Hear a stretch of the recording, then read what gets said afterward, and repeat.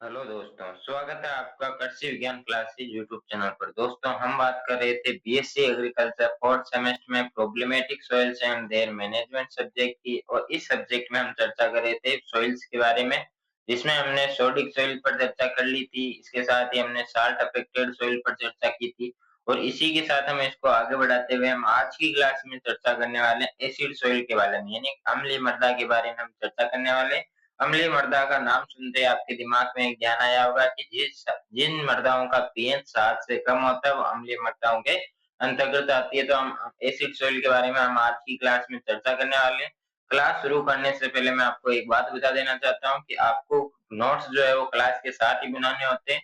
और पुराने पेपर या गेस पेपर या इंपॉर्टेंट क्वेश्चन जो होते हैं वो आपको मिलते हैं टेलीग्राम चैनल में। तो टेलीग्राम चैनल को भी आप ज्वाइन होना बिल्कुल ना भूलें, क्योंकि वहाँ पे आपको बहुत से ऐसे इम्पोर्टेंट स्टडी मटेरियल मिलेगा जो आपकी काफी हेल्पफुल होगा एग्जाम से रिलेटेड।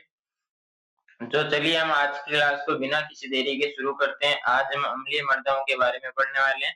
तो अम्लीय मृदाओं का क्या अर्थ होता है कि जो मृदा विलयन में विनिमय स्थलों में H प्लस आयन जो होते हैं इनकी जो सांद्रता होती है वो होती है ज्यादा, यानी H प्लस आयनों की सांद्रता ज्यादा होती है, इनमें H प्लस आयन ज्यादा पाए जाते हैं। अम्लीय मृदाओं की विशेषताओं में एक इस निम्न पीएच स्तर होता है, यानी कि इनका जो पीएच होता है वो निम्न स्तर का होता है, 7 से कम होता है। और इनकी कम क्षारीय संतृप्ति होती है। इसके साथ ही अम्लीय मृदाओं की बात करें कि किन क्षेत्रों में पाई जाती है, एरिया की बात करें तो ये वहां पाई जाती है जहाँ पे वर्षा अधिक होती है और वाष्पोर्जन जो होता है वो कम होता है, यानी कि पानी का ह्रास तो कम होता है, लेकिन क्या होता है कि जो वर्षा होती है वो बहुत ज्यादा होती है, जिसके कारण क्या होता है जो क्षारीय तत्व होते हैं, जो सोडिक सॉइल के जो सोडिक एलिमेंट जो होते हैं, क्षारीय तत्व जो होते हैं वो क्या करते हैं कि लीचिंग हो जाते हैं, यानी कि उनकी जो वो पानी के साथ घुलकर नीचे के संयंत्रों में चले जाते हैं और ऊपर के संयंत्रों में केवल बचते हैं जो अम्लीय मृदा के जो तत्व होते हैं, यानी अम्लीय तत्व जो होते हैं वो वहां पे बच जाते हैं ऊपरी सतह में, तो मृदा क्या होती है अम्लीय हो जाती है। यानी अम्लीय मृदा क्षेत्रों में वर्षा और वाष्पोत्सर्जन से अधिक होती है, यानी वर्षा जो होती है वो अधिक होती है, वाष्पोत्सर्जन जो होता है वो कम होता है, जिससे क्षारीय तत्वों की धुलाई का मतलब होता है लीचिंग और द्वारा ह्रास हो जाता है और मृदा अम्लीय बन जाती है। तीव्र अपक्षय के कारण उपमृदा और सतही मृदा दोनों अम्लीय हो सकती है, यानी कि क्या होता है कि मूल चट्टानें ऐसी होती है जो यदि अपक्षय होती है या टूटती है तो तुरंत उसके बाद हम अम्लीय मृदाओं का निर्माण होता है। पीएच सीमा और अम्लीयता स्तर, यानी कि क्या होता है कि अम्लीय स्तर भी अलग-अलग होते हैं। एक तो हल्की होती है हल्की अम्लीयता, एक होती है मध्यम अम्लीयता, एक होती है हाई अम्लीयता। ऐसे 3-4 प्रकार इसके होते हैं। तो जिन मृदाओं का पीएच जो होता है 4.5 से लेकर 5.5 तक होता है वो आती है अत्यंत तीव्र अम्लीयता के अंतर्गत आती है। और जिन मृदाओं का पीएच जो है वो 5.1 से लेकर 5.5 तक आता है तो वो तीव्र अम्लीयता के अंदर आती है। जिन मृदाओं का पीएच 5.6 से लेकर 6 तक आता है वो मध्यम अम्लीयता आती है। और जिनका 6 से लेकर 6.1 से या 6 से लेकर 6.5 के बीच में आता है वो हल्की अम्लीय होती है। इसके बाद हम उत्पत्ति की बात करते हैं, यानी कि मतलब कितने एरिया में फैली हुई है या इसकी उत्पत्ति की बात करते हैं। तो अम्लीय मृदा जो होती है वो पृथ्वी की कुल भूमि का लगभग 60% भाग कवर करती है, यानी कि लगभग ये 60% आधे से ज्यादा भाग जो होते हैं वो उनमें अम्लीय मृदाएं पाई जाती है, क्योंकि वहां पे वर्षा जो होती है वो अधिक होती है। मुख्य रूप से आर्द्र जलवायु में ये पाई जाती है जहाँ पे वर्षा अधिक होती है। आर्द्र जलवायु का मतलब होता है जहाँ पे जो वर्षा है वो बहुत ज्यादा होती है या हद से ज्यादा होती है, तो वहां पे ये मृदाएं पाई जाती है या बनती है। ये मृदाएं कार्बोनेट युक्त मूल चट्टानों से भी विकसित होती हैं। इनकी जो कार्बोनेट युक्त जो मूल चट्टानें होती है वो जब अपेक्षित होती है तो उनसे भी ये जो अम्लीय मृदा होती है उनका निर्माण होता है। और इसके साथ ही हम आगे बात करते हैं कि जो वर्ल्ड वाइड की जो बात करें तो ये विश्व स्तर में लगभग 800 मिलियन हेक्टेयर में फैली हुई है, यानी इतना क्षेत्र जो है अम्लीय मृदाओं का होता है। इंडिया की बात करें तो उसमें 100 मिलियन हेक्टेयर क्षेत्र में फैली हुई है। 1 मिलियन बराबर 10 लाख होता है, तो आप कैलकुलेट कर सकते हैं कि 100 मिलियन कितने होते हैं, उस हिसाब से कितने क्षेत्र में अम्लीय मृदा पाई जाती है। तमिलनाडु की बात करें तो 2.6 मिलियन हेक्टेयर में, यानी कुल क्षेत्रफल का 20% जो होता है वो केवल तमिलनाडु में ही पाया जाता है। यानी तमिलनाडु जो राज्य है उसमें ज्यादातर अम्लीय मृदा पाई जाती है, क्योंकि वहां पे जो वर्षा होती है वो बहुत ज्यादा होती है। अब हम बात करते हैं कि इंडिया में किस राज्य में कितने प्रतिशत या कितने प्रतिशत एरिया अम्लीय मृदा पाई जाती है, यानी कितने प्रतिशत एरिया में अम्लीय मृदाएं पाई जाती है।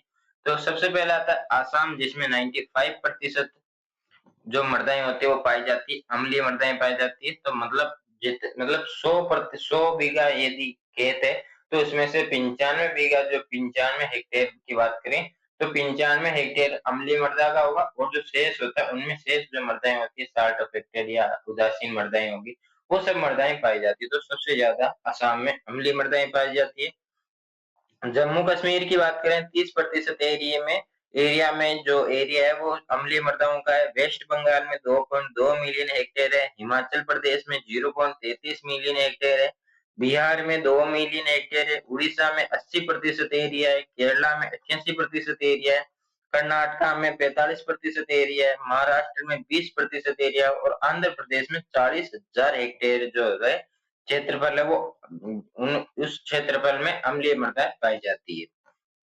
और इसकी यदि हम स्रोत की बात करें, यानी अम्लीय मृदाओं के स्रोत की बात करें, ये कहाँ से बनते हैं, इसके रिसोर्सेज की बात करें, सोर्सेज की बात करें, तो उनकी में सबसे पहला आता है अत्यधिक वर्षा द्वारा लीचिंग, यानी जब वर्षा ज्यादा होती है तो जिसमें क्या होता है, जो लवणीय पदार्थ, जो लवणीय एलिमेंट होते हैं, साल्ट होते हैं, वो क्या होते हैं कि जल के साथ घुलकर लीचिंग हो जाता है, या जल के साथ घुलकर खेत से बाहर निकल जाते हैं, पानी में घुल जाते हैं, उनकी लीचिंग हो जाती है, वो नीचे के क्षेत्रों में चले जाते हैं, मृदा की गहराई में चले जाते हैं।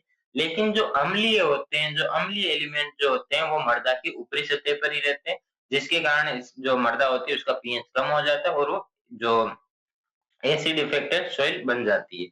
अत्यधिक वर्षा द्वारा लीचिंग, यानी अधिक वर्षा सारे पोषक तत्वों को धोकर निकाल देती है, लीचिंग करवा देती है, जिससे मृदा अम्लीय बन जाती है। इसके बाद आता है अगला जो सोर्सेस है, वो आता है कि अम्लीय मूल चट्टानों और एल्यूमिनो मिनो सिलिकेट खनिज, यानी कुछ चट्टाने अपक्षय के बाद स्वाभाविक रूप से अम्लीय मृदा बनाती है, यानी कुछ ऐसी चट्टाने, मूल चट्टाने होती है, जब वह टूटती है तो उससे जो मृदा का निर्माण होता है, वो उसकी जो प्रकृति होती है वो अम्लीय ही होती है, स्वाभाविक होता है ये सब। अम्लीय उर्वरकों का प्रयोग, यानी कि जब हम अमोनियम युक्त जो उर्वरकों का प्रयोग करते हैं, जैसे अमोनियम सल्फेट हो गया, अमोनियम नाइट्रेट हो गया, यूरिया हो गया, तो ये सब क्या करते हैं, इनमें जो अम्लीयता होती है वो होती है, इनका यदि हम इसका ज्यादा प्रयोग करते हैं तो ये मृदा में अम्लीयता उत्पन्न करते हैं, और मृदा का जो पीएच होता है वो निम्न होता है। जैविक पदार्थों का अपघटन, यानी हुमस और अन्य कार्बनिक अम्ल मृदा में अम्लीयता बढ़ाते हैं, यानी जो हुमस और जो जो कार्बनिक अम्ल होते हैं, जो जो मृदा में अम्लीयता को बढ़ाते हैं। कार्बन डाइऑक्साइड और जल युक्त ऑक्साइड, यानी कि जब CO2 पानी के साथ क्रिया करता है या पानी के साथ मिलता है तो अम्ल बनाता है, और जिससे पीएच जो होता है वो कम हो जाता है।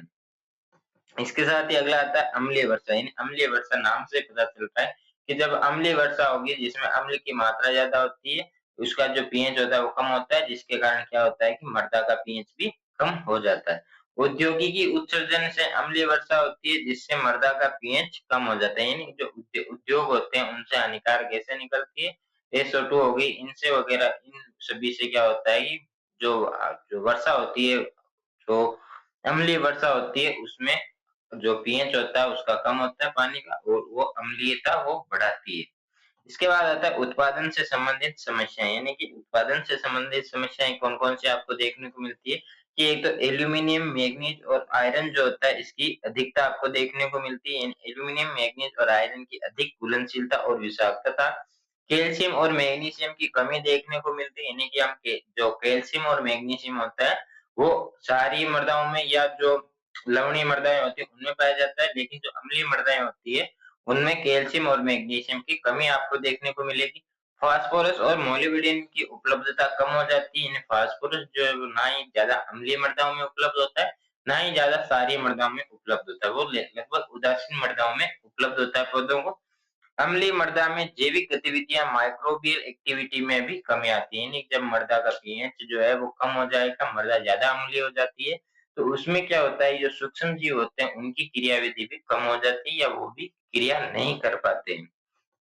इसके साथ ही अगला जो आता है वो आता है कि जो अम्लीय मृदाओं का प्रबंधन हम किस तरह से कर सकते हैं। तो सबसे पहला आता है मृदा सुधार, यानी कि जो चूने का प्रयोग कर सकते हैं, एल्यूमीनियम, आयरन और मैंगनीज की विषाक्तता को कम करता है, यानी कि जब हम चूने का प्रयोग करते हैं तो वो किसकी विषाक्तता को कम करता है, तो वो एल्यूमीनियम हो गया, आयरन हो गया, मैग्नीज हो गया, इन सभी की जो विषाक्तता है, इनको वह टॉक्सिसिटी को कम करता है, पोषक तत्वों की उपलब्धता को बढ़ाता है और जो अम्लीय मृदाएँ होती हैं, उनको सुधारने के लिए हम उसमें चूना देते हैं, यानी कि चूने की मात्रा उसमें चूना उसमें ऐड करते हैं, क्योंकि चूना में क्या होता है, कैल्शियम पाया जाता है और कैल्शियम जो होता है वो लवणीय या क्षारीय प्रकृति का होता है।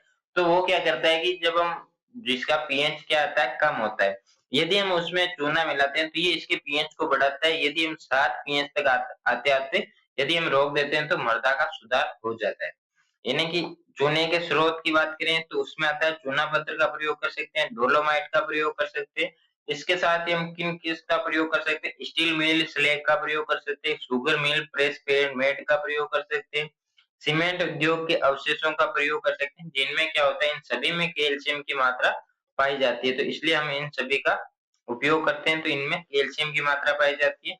फसल चयन यानी अम्लीयता सहनशील फसलों का चयन टिकाऊ खेती के लिए आवश्यक होता है। जो मृदाएँ अम्लीयता को सहन कर सकती है, कौन-कौन सी मृदाएँ सॉरी कौन-कौन सी फसलें होती है, वो भी हम देखेंगे कि फसलों की अम्लीयता सहनशीलता यानी कौन-कौन सी फसलें हैं, जो इसको अम्लीयता को सहन कर सकती है। अनाज वाली फसलों में बात करें तो मक्का, ज्वार, गेहूँ, जौ, बाजरा, धान, जई आदि जो होती है वो अम्लीय मृदाओं को सहन कर सकती है। दलहनी फसलों की बात करें तो सेम, सोयाबीन, मटर, मसूर, मूँगफली सहन कर सकती है।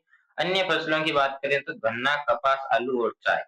यानी ज्यादातर जो ज्यादा सहनशील होती है वो होती है गन्ना, कपास और आलू और चाय। ये जो फसलें होती है वो ज्यादा सहनशील होती है, अम्लीयता को सहन कर सकती है। अम्लीय मृदा में ये आसानी से हो सकती है। ज्यादा अम्लीय भी नहीं होनी चाहिए, हल्की अम्लीय या मध्यम अम्लीय मृदाओं में ये हो सकती है। तो ये आज की जो हमारी क्लास थी और आज की जो हमारा टॉपिक था एसिड सॉइल, ये यहाँ पे कंप्लीट होता है। आई होप आपको टॉपिक अच्छे से समझ में आ गया होगा। फिर भी कोई डाउट रहता तो आप कमेंट में डाउट अपना पूछ सकते हैं। आपके हर एक डाउट को क्लियर किया जाएगा। और यदि आपको पुराने पेपर, गेस्ट पेपर या इम्पोर्टेंट क्वेश्चन या स्टडी मटेरियल चाहिए, यानी कि वो उस जो टेलीग्राम चैनल है उसमें केवल बीएससी का ही नहीं और भी अदर जो कॉम्पिटिशन एग्जाम होते हैं उससे रिलेटेड स्टडी मटेरियल भी आपको प्रोवाइड करवाया जाएगा। तो आप टेलीग्राम चैनल को ज्वाइन करना बिल्कुल ना भूलें।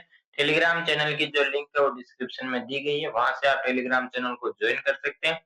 और यदि आपने अभी तक चैनल को सब्सक्राइब नहीं किया है तो चैनल को सब्सक्राइब करके बेल आइकन को प्रेस कर दें, ताकि जब भी क्लास अपलोड हो तब आपके पास नोटिफिकेशन सबसे पहले आए। और इस क्लास को लाइक और अपने दोस्तों से शेयर जरूर करें, ताकि उन्हें भी बीएससी एग्रीकल्चर से रिलेटेड अच्छा कंटेंट मिल सके और वो भी अपनी तैयारी को मजबूत कर सके और अच्छी ओजीपी बना सके। तो जल्दी मिलेंगे नए टॉपिक में नए सब्जेक्ट के साथ। तब तक के लिए धन्यवाद। जय जवान जय किसान।